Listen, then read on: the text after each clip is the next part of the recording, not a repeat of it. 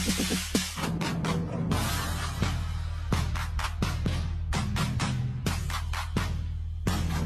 120 miles each day, no. Morning. And then the other place they had wanted me to work was 85 miles away, and I said, I'll see if I can find a place in Fort Myers. I found a place.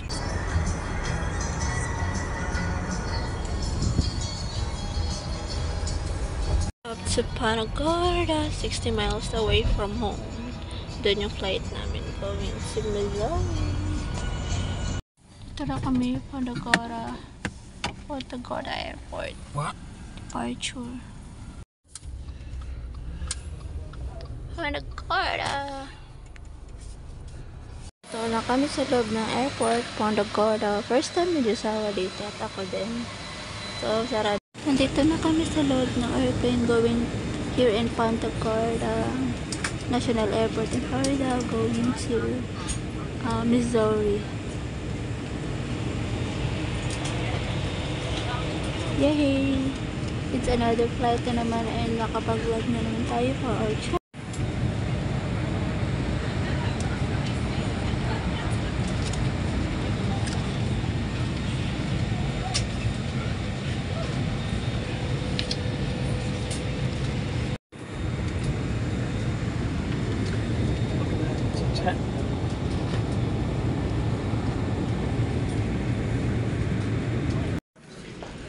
We're here, Springfield, Missouri National Airport. Going to claim our baggage. Welcome again to our travel. We're here in Missouri. Kukunin ko na yung aking suitcase. Alam mo ba, hand carry lang yun. Tapos chinek nila. Ayun, dito na. Hinihintay ko yung aking maliit na suit.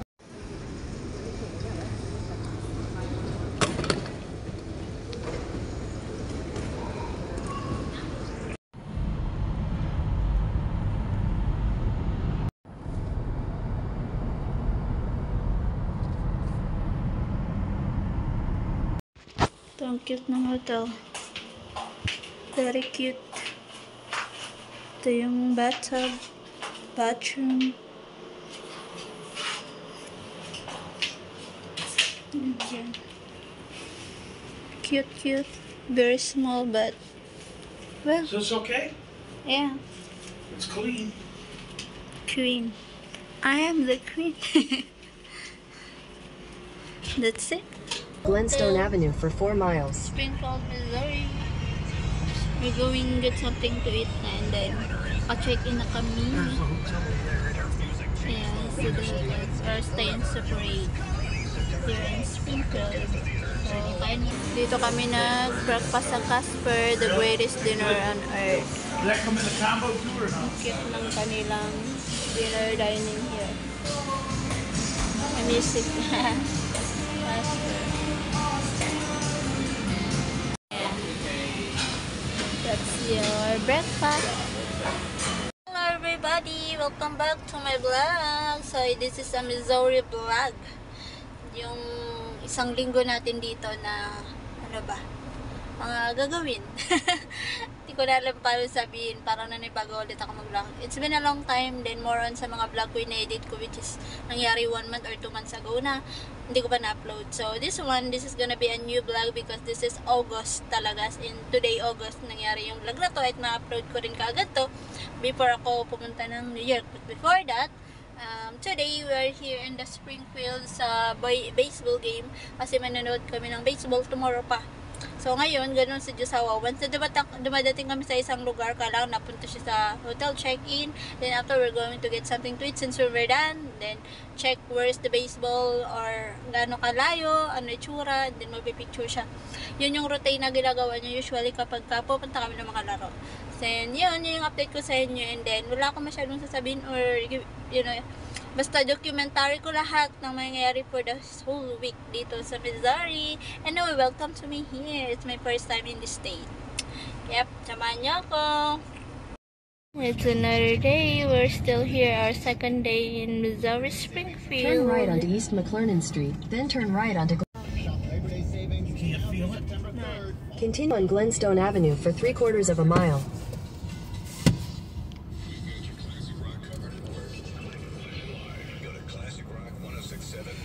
Probably can't feel it because you're sitting on your top. What's your...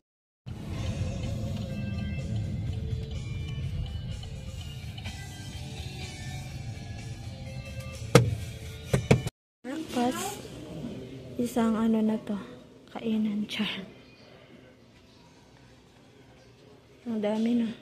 We're back! Nandito ako ngayon sa loob ng baseball. Nandito na kami sa loob, kakapasok lang, and ito lang yung dala kong bag. We want to train Brennan like all different angles, right? So when he's pushing off, or he's Hirap ng camera ko ah. flipping his hips. Ito lang yung bag na allow dito, transparent.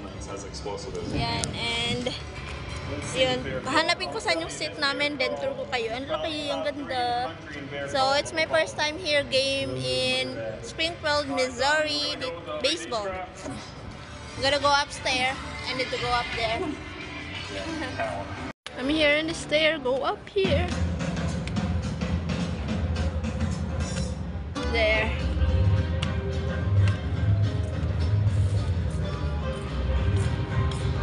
Ayan siya. We are watching Midland Rockhounds. Yeah, and the Springfield Cardinals. Anyway, napanood ko na yung Midland Rockhounds. Ito yung nung damit ko, Midland to. Side I'm looking for my row set. Row letter M. So I'm looking here. And wala pa masyadong tao. And yan yung baseball field. Sa loob. Naka-jersey tayo today.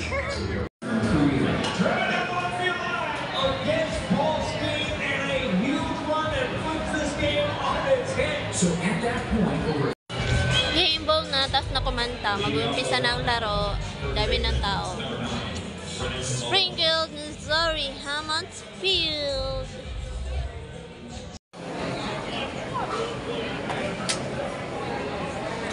Natahulog.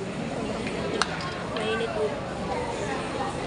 Natahulog ako maghapon. Balkon ka dito.